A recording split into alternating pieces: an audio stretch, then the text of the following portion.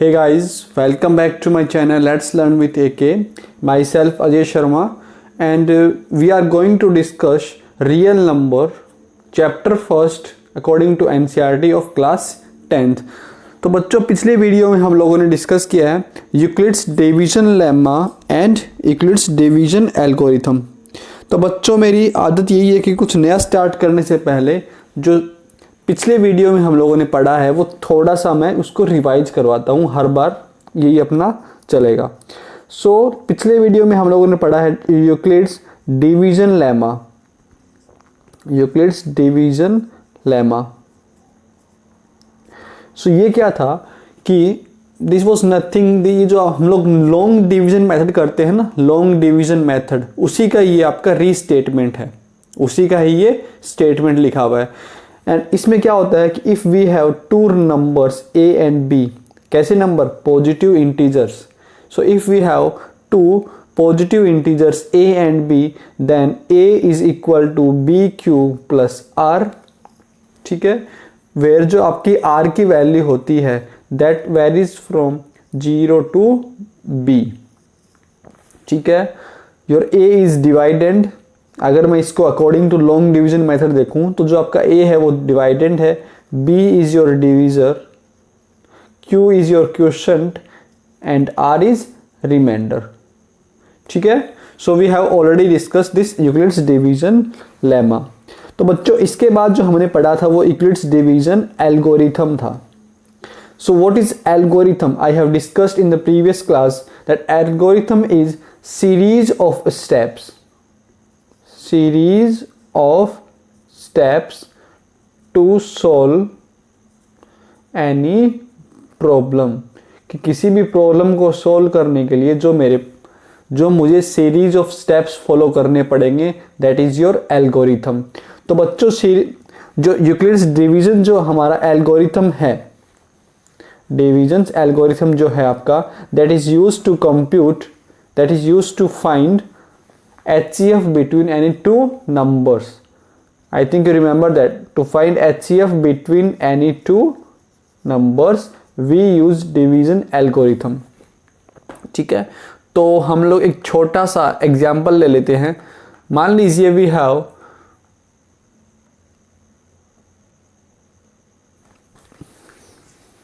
मान लीजिए we have 96 and 14। मुझे इसका क्या फाइंड करना है? HCF फाइंड करना है। So which number is greater? 96 is greater, so 96 is greater than 14।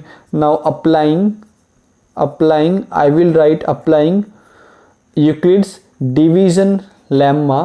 ठीक है, ऑन 96 एंड 14। तो क्या मिलेगा मुझे? 96 इक्वल टू 14 इंटू, आप डायरेक्ट नहीं कर सकते तो यहां से मल्टीप्लाई कर लो। So 14 two 28, 28 28 56 56 56 and 28, 14 6 two 84। ठीक है, so this is equal to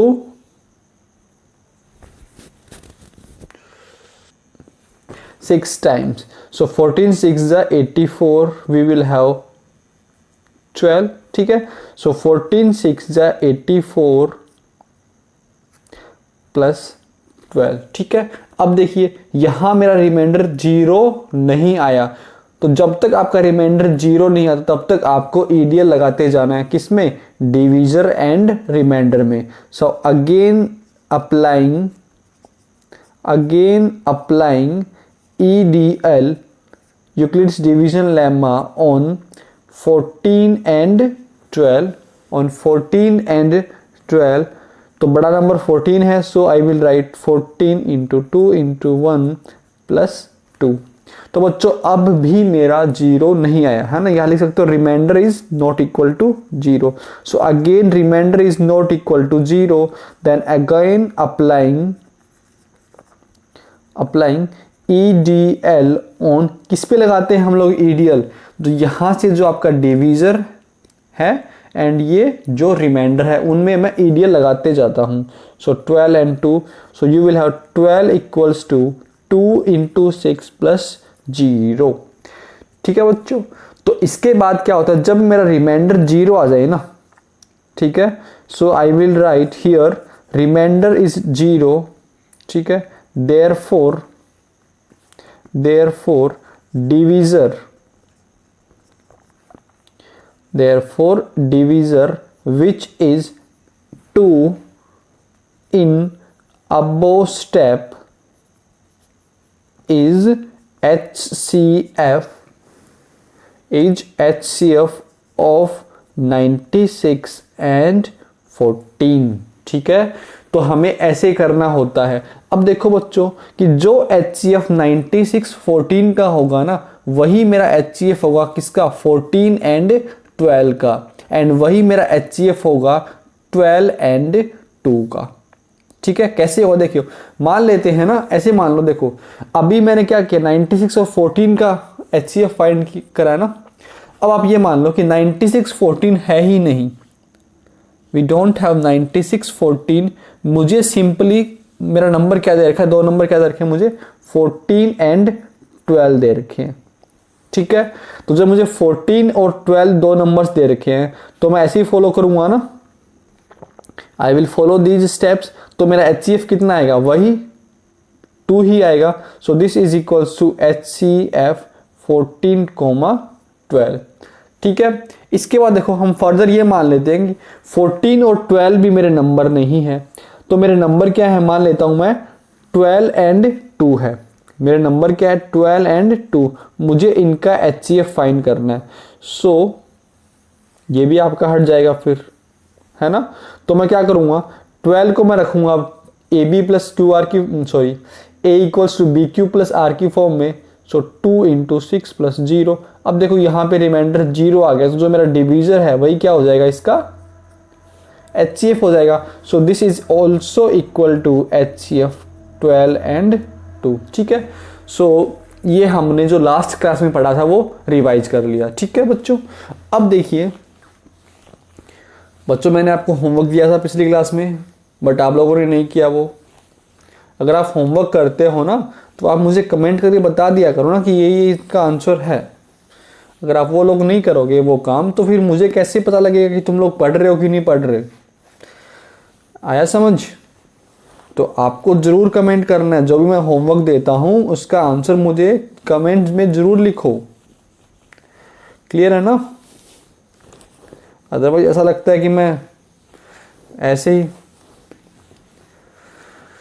चलो। तो फिर आज हम लोग क्या पढ़ेंगे, देखिए जो हमारा एक्सरसाइज 1.1 है उसको डिस्कस करेंगे। And before that dear students, we will do some NCERT examples which are based on EDL, ठीक है। सो मैं नोट कर रहा हूं हमारा example. Now let's see example number 2 of NCERT textbook. So that every positive even integer is of the form 2q and that every positive odd integer is of the form 2q plus 1 where q is some integer. So dear student, before solving any question, जो हमारा statement दे रखा है मुझे, जो मेरा question है उसको मुझे बहुत अच्छे से पढ़ना है, ठीक है। सो ये वाला क्वेश्चन बोल रहा है कि आपको ये प्रूव करना है कि सारे पॉजिटिव इवन इंटीजर, सारे मेरे पॉजिटिव इवन इंटीजर होंगे वो 2q की फॉर्म में होंगे, एंड सारे इवन पॉजिटिव ओड इंटीजर मेरे 2q प्लस 1 की फॉर्म में होंगे, वेयर q क्या है, आपका कोई इंटीजर है, ठीक है बच्चों। सो लुक हियर, मैं मान लेता हूं, क्या मानूंगा, देखिए कि किसकी बात कर रहा है, इवन पॉजिटिव इंटीजर की बात कर रहा है ना ये, कि आपको ये बताना कि पॉजिटिव इवन इंटीजर तो मेरा 2q की फॉर्म में होगा, पॉजिटिव ओड इंटीजर मेरा 2q प्लस 1 की फॉर्म में होगा। सो लेट ए बी, मैं कोई एक नंबर मान लेता हूं, A B any positive integer. So dear students, positive integer मतलब वो नेचुरल नंबर ही हुआ, ठीक है। अब देखो, अगर मुझे इसमें EDL लगाना है, that is Euclid's division lemma निकाल, अगर मुझे लगाना है इसमें, तो मुझे क्या चाहिए, A equals to BQ plus R होता है ना। सो मैंने ए तो अज्यूम कर लिया, अब मुझे बी भी पता करना पड़ेगा, तभी मैं ये लगा पाऊंगा यूक्लिड्स डिवीजन लेमा। मतलब कि जो आपका ईडीएल लगता है वो दो नंबर्स में लगता है ना, ए और बी, ठीक है। तो मैंने ए तो अज्यूम कर लिया, अब मुझे बी नंबर भी फाइंड करना पड़ेगा। सो डियर स्टूडेंट्स, बी मुझे कहां से मिलेगा? बी मुझे सिंपली यहां से मिल जाएगा, क्योंकि फॉर्म किसकी है? 2q एंड 2q प्लस 1 की फॉर्म है। तो अगर मैं इसको कंपेयर करूं a equals to B Q plus R से, तो आपके पास b का वैल्यू कितना मिल जाएगा? 2 मिल जाएगा। So a b an positive integer and b is equal to 2, ठीक है। Now applying EDL, applying you will write Euclid's division lemma, applying Euclid's division lemma, क्या मिलेगा बच्चों मुझे कि a is equal to 2q plus r and जो r का value होगा दैट विल वेरी फ्रॉम, बोलो बोलो, 0 से कहां तक? 0 से 2 तक।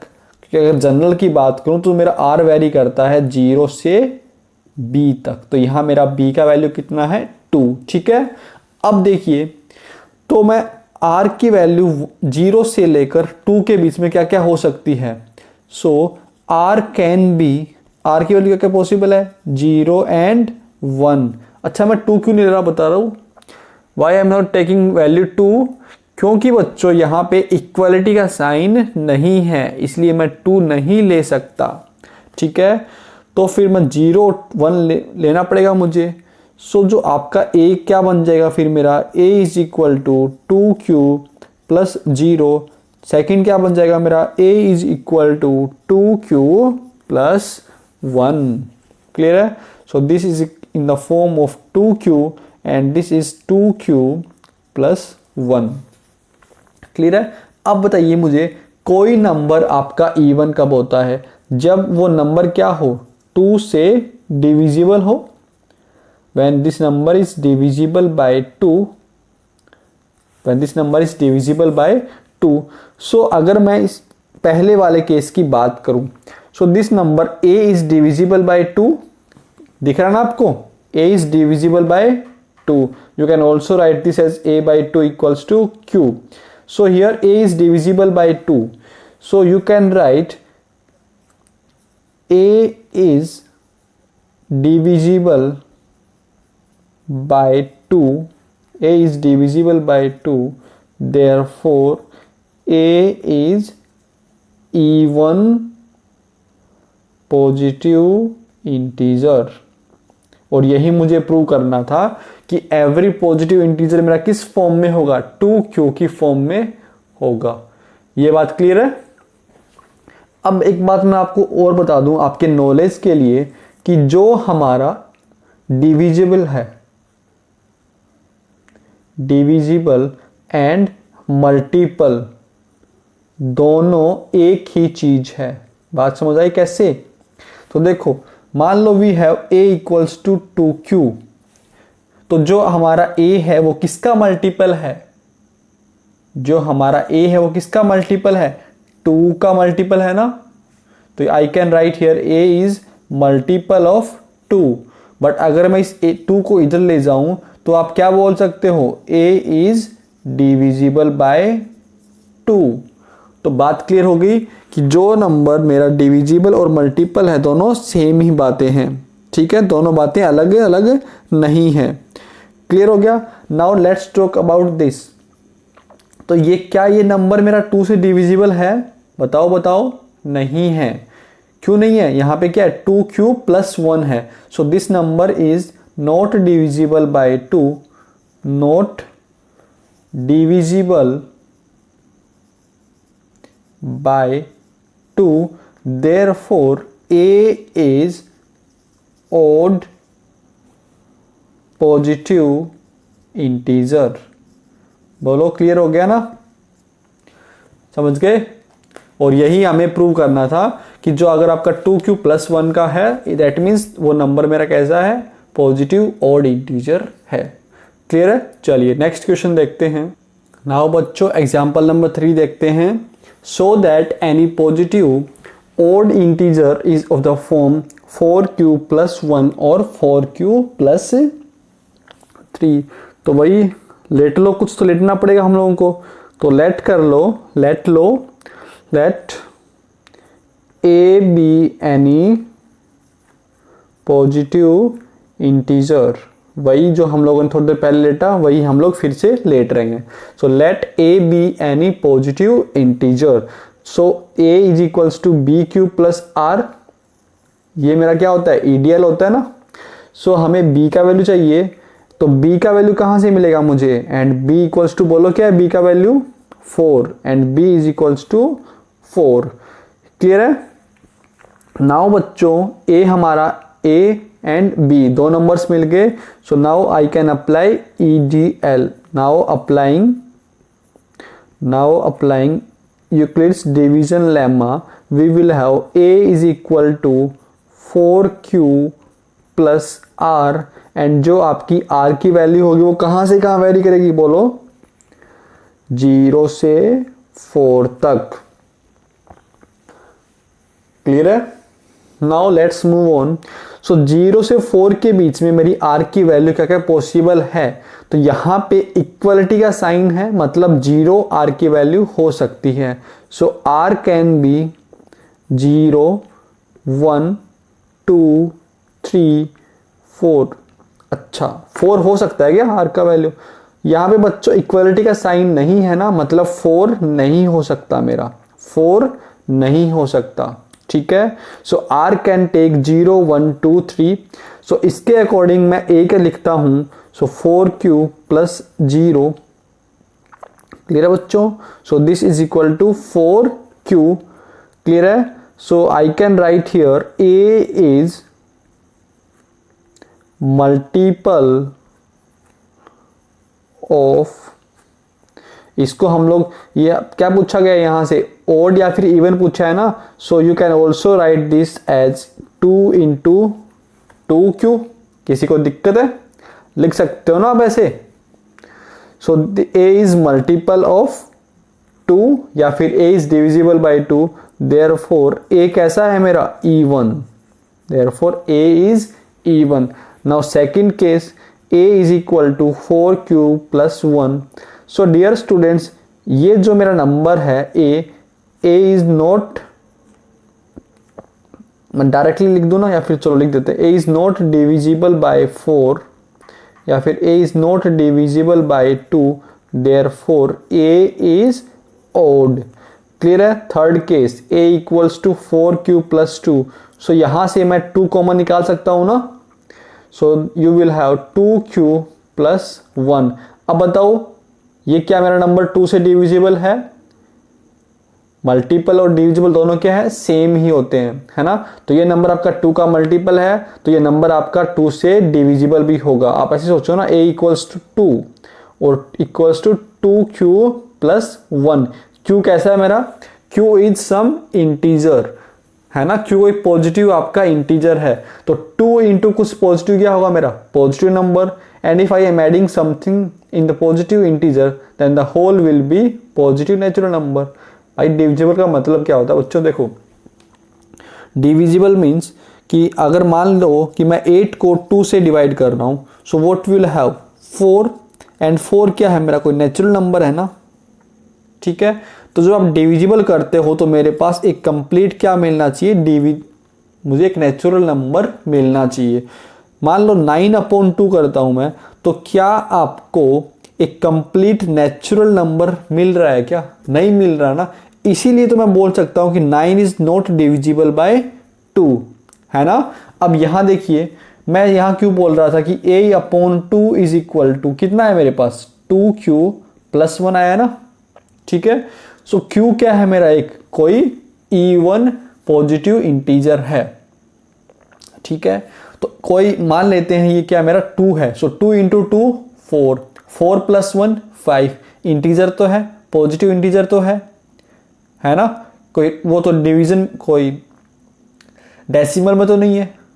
क्या है 2Q प्लस 1 क्या है आपका, एक इवन पॉजिटिव नंबर, इवन का है।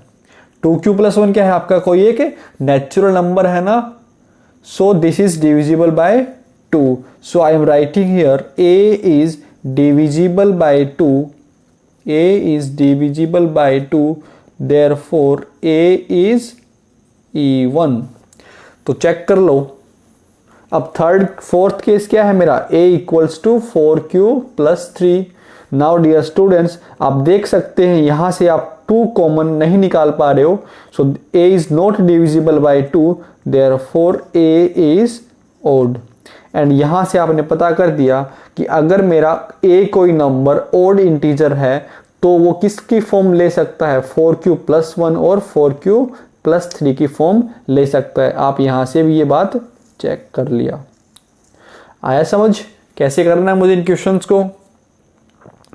सो बच्चों, अभी हम लोग, हमारा जो काम है वो अभी हम लोग only and only NCERT book को लेके चल रहे हैं. ठीक है, तो जब आपका ये एनसीईआरटी वाला पोर्शन कंप्लीट हो जाएगा ना, उसके बाद हम लोग एक्स्ट्रा बुक्स भी डिस्कस करेंगे. ठीक है, तो इस बात की टेंशन मत लेना कि ओनली एनसीईआरटी बुक्स कर रहे हो. हम लोग आरबीसी बुक्स में जो एक्स्ट्रा क्वेश्चंस होंगे वो भी लगाएंगे, है ना.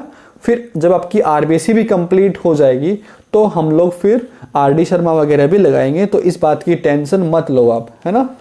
सो जो आपका 10th है वो बहुत अच्छे से करवाऊंगा मैं. ठीक है, तो बच्चों अभी आप परेशान मत हो. करना क्या है आपको, सिंपली जो मैं बोलता हूँ वैसे करते जाना है. सारा का सारा वीडियोस देखना है आपको अच्छे से. कहीं डाउट हो तो वो आपको मेरे से पूछना है. ठीक है, नाउ एक एग्जाम्पल और है आपका, एग्जाम्पल नंबर 4. चलिए वो देखते हैं. तो बच्चों थोड़ा सा मुंह मीठा हो जाए. अब काजू बर्फी की बात करने लग गए हम लोग. देखो, ए स्वीट सेलर हैज 420 काजू बर्फीज एंड 130 बादाम बर्फीज. वैरायटी भी है देखो. She wants to stack them in such a way that each stack has the same number, clear है, and they take up the least area of the tray. What is the number that can be placed in each stack for this purpose? तो देखो आपको यही करना है. सबसे पहले पूरे क्वेश्चन को एक साथ पढ़ना है, फिर आपको लाइन बाय लाइन पढ़ना है. सो डियर स्टूडेंट्स, क्या बोला गया क्वेश्चन में देखिए. तो जैसे कि आप लोग कभी स्वीट शॉप पे जाते हैं तो आपको आप क्या देखते हैं कि इस टाइप की मेरी ट्रे होती हैं और इन ट्रे में क्या होता है, स्वीट्स रखी जाती है ना.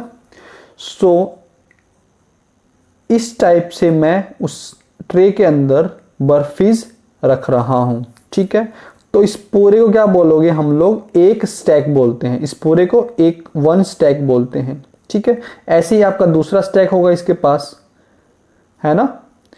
क्लियर है बच्चों.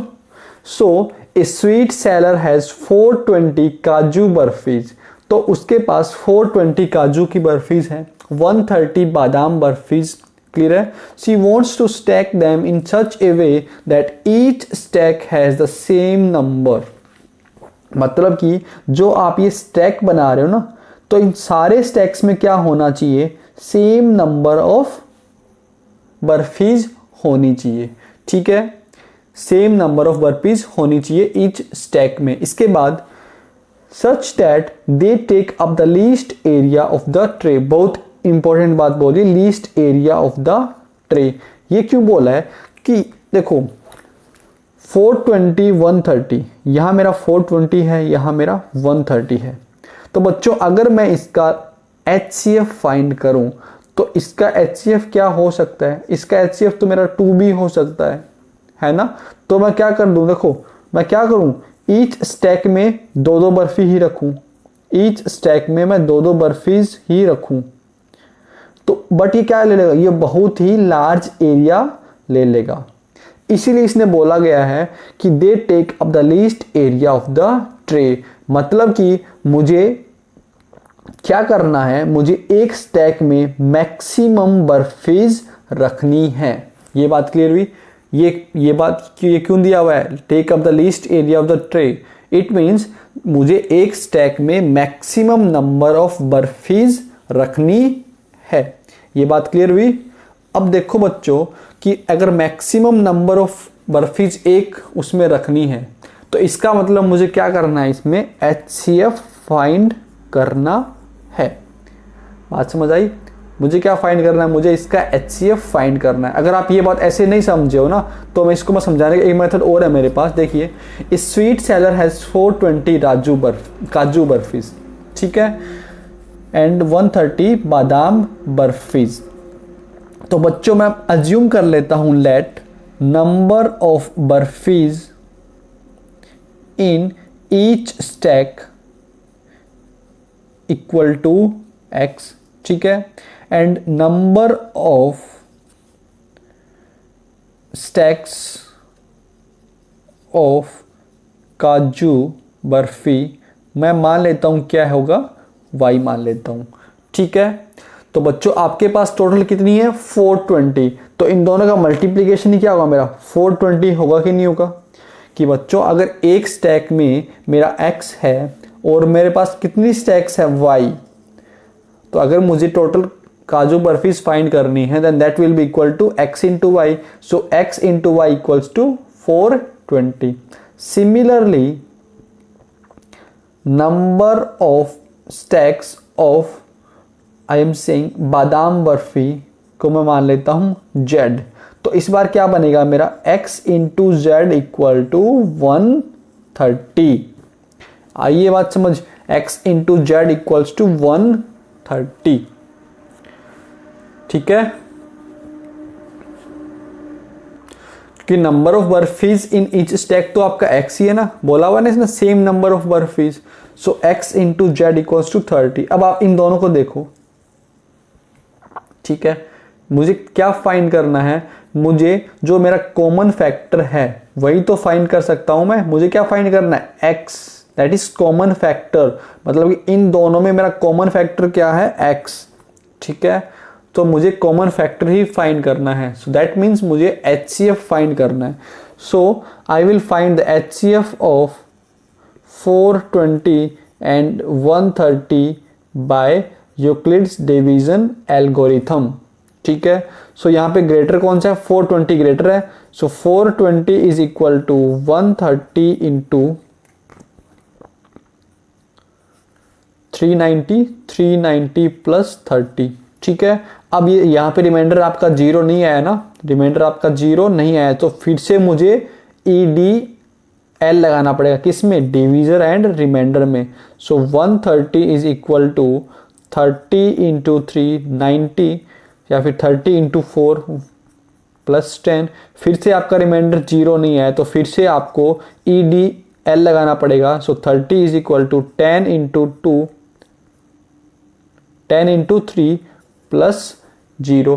तो यहाँ पे मेरा रिमाइंडर जीरो आ गया ना। तो रिमाइंडर का जीरो आने का मतलब क्या है कि जो भी मेरा लास्ट स्टेप है उसका जो डिवीजर है that will be equal to HCF। So HCF 420 and 130 is equal to 10।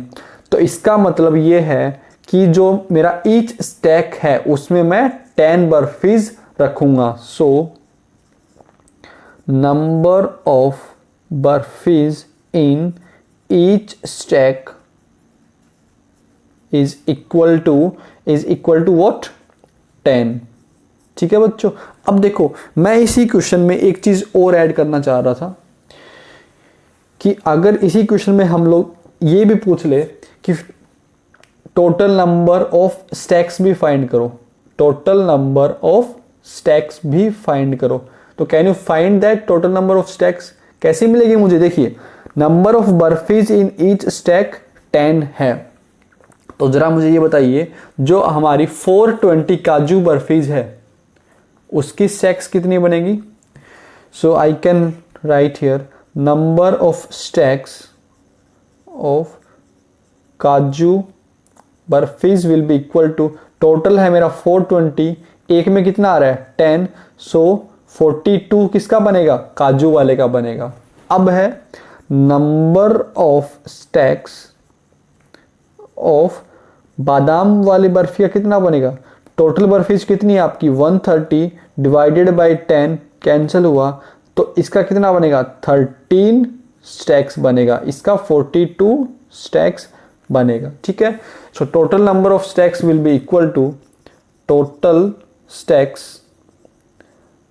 Number of stacks will be equal to 42 plus 13, ठीक है ना, and this will be equal to 55।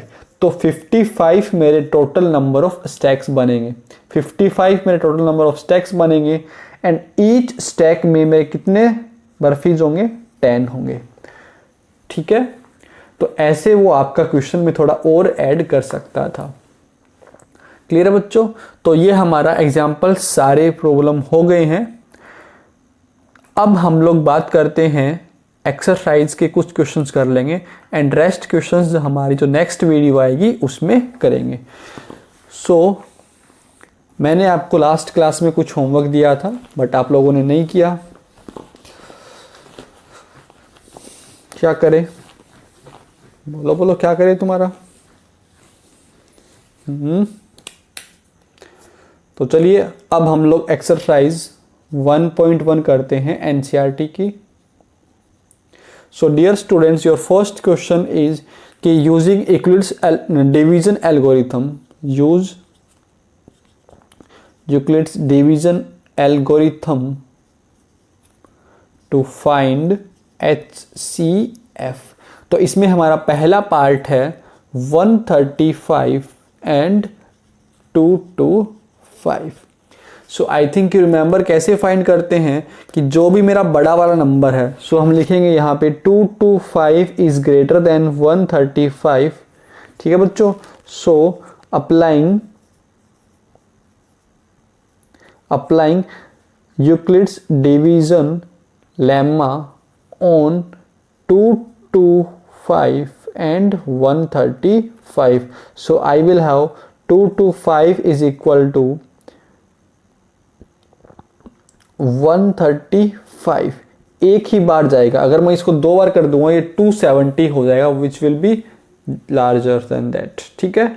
So 225 minus 135, 9, so this is equal to 90। अब मेरा remainder 0 नहीं आया, since I am writing remainder is not equal to 0, therefore applying, लिखने से मुझे बहुत परेशानी होती है, applying EDL on 135 and 90, so 135 is equal to 90 into 1 plus 45। Clear है बच्चों? फिर से मेरा रिमाइंडर 0 नहीं आया, so I will again apply EDL on 90 and 45। So this time 90 is equal to 45 into 2 plus 0, and यहाँ मेरा रिमाइंडर 0 आ गया। So you will write here in this step remainder is 0, therefore divisor ही क्या हो जाएगा मेरा, इसका HCF हो जाएगा। सो therefore divisor of this step is HCF. So HCF 225 and 135 is equal to, divisor कितना है मेरा बोलो, 45। क्लियर? सो हमने इसका फाइंड कर लिया, 45 डिविजर है। चलिए इसका बी पार्ट, सो बी पार्ट इसमें बहुत ही लेंथी पार्ट है बी तो इसका। So let's do second part. So dear students, in the second part we have 196 and 38220, ठीक है। So how will I approach कि यहाँ पे ये नंबर मेरा बड़ा है, तो I will apply EDL on this. So I am writing directly कि applying EDL Euclid's division lemma on 388,220 and 196। Clear है? Applying EDL on 38200 and 196। So what will you get? 38220 is equal to 196 into plus कुछ reminder, तो मुझे इसको divide करके देखना ही पड़ेगा, no other option.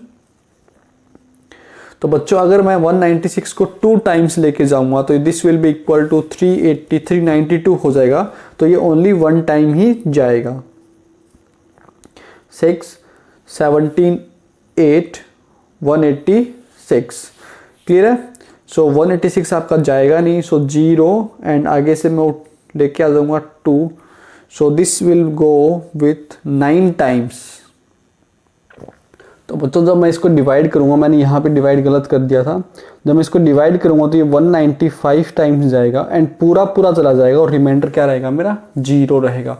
अब देखो जब मेरा रिमाइंडर 0 आ जाए तो क्या होता है कि देन डिवीजर, कि जो मेरा डिवीजर है इज HCF, ठीक है। Therefore HCF 38220 and 196 is 196. So this was your second part. I think you have done this. Now the third part. और थर्ड पार्ट के बाद हम लोग इस वीडियो को यहीं फिनिश करेंगे, बाकी क्वेश्चंस हम लोग नेक्स्ट वीडियो में करेंगे, ठीक है।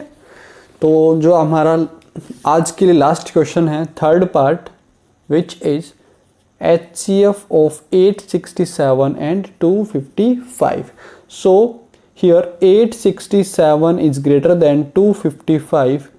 Applying EDL, Euclid's division lemma, EDL on 867 and 255. So you will have 867 equal to 255. कितने टाइम्स जाएगा ये आपका? अप्रोक्स देखो 3 टाइम्स जाएगा, 4 कर दूंगा तो मैं ज़्यादा हो जाएगा, 3 टाइम्स जाएगा ये। सो 5 3 जा 15, 1 16, 1 7 765 एंड वी विल हैव 102। सो 102 हमारा रिमाइंडर रहेगा। अब देखिए बच्चों यहाँ पे रिमाइंडर 0 नहीं आया ना, so remainder is not 0, therefore applying EDL किस पे लगाऊंगा मैं? डिवीजर एंड रिमाइंडर में, on 255 and 102। So 255 is equal to 102 into 2 times. So जब मैं इसको 2 टाइम्स करूंगा so you will have 204 that means 51। अब मेरा रिमाइंडर 0 नहीं आया, so remainder is not equal to 0, there applying EDL on divisor and remainder. Divisor है मेरा 102 एंड रिमाइंडर है 51। So 102 is equal to 51 into 2 plus 0। यहाँ रिमाइंडर मेरा 0 आ गया, देयरफॉर डिवीजर इज HCF, है ना। डिवीजर ही मेरा क्या होगा? HCF होगा। सो HCF 867 255 इज 51, क्योंकि डिवीजर कितना है मेरा लास्ट स्टेप में डिवीजर कितना है मेरा 51। So your answer is 51। Clear है बच्चों? तो बाकी हम लोग नेक्स्ट वीडियो में करेंगे। So thanks guys for watching this video. अगर आपको वीडियो अच्छी लगी है तो प्लीज़ आप इसको लाइक करें, शेयर करें अपने फ्रेंड्स में। तो मिलते हैं नेक्स्ट वीडियो में। Till then take care, bye.